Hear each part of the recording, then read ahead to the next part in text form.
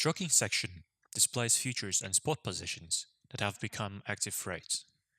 Here you will see a table with information about the freight's route, type of truck, loading date and time, price, distance, information about the shipper, the carrier, and the status. Futures and spot positions appear in the trucking section the day before the loading, during which both parties must fill in the shipping information to confirm the transportation of cargo. The party that fails to fill in the data no later than 3 hours before loading will incur a fine of $200.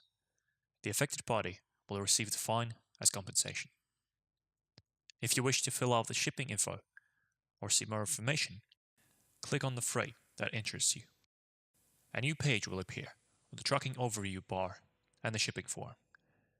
The Trucking Overview bar contains useful information such as the route, the base price, which is determined by the price of a spot order or a futures order at the time of its closing, the average distance, the average cost per mile, the additional cost, and the additional distance that is displayed after filling in the loading and unloading fields.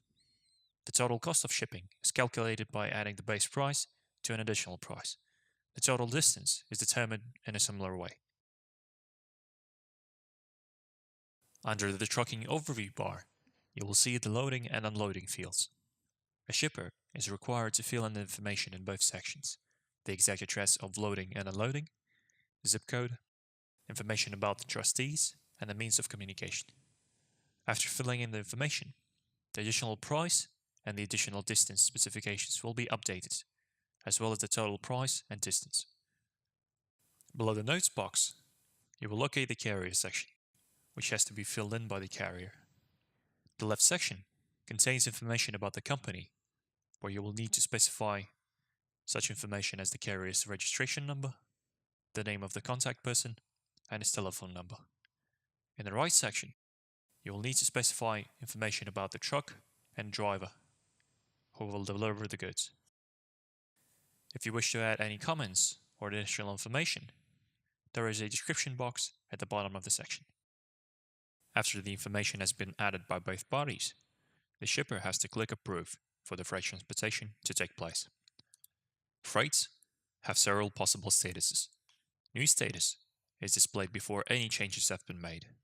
Approved by shipper is displayed when the shipper has approved the freight after the information has been entered by both parties. Rejected by shipper is displayed when the shipper or shipper and carrier have failed to fill in the information in time, in which case the shipper will incur a $200 penalty.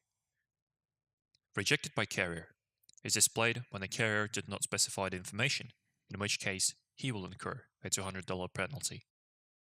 And completed is displayed when the shipper has approved the successful delivery of the cargo.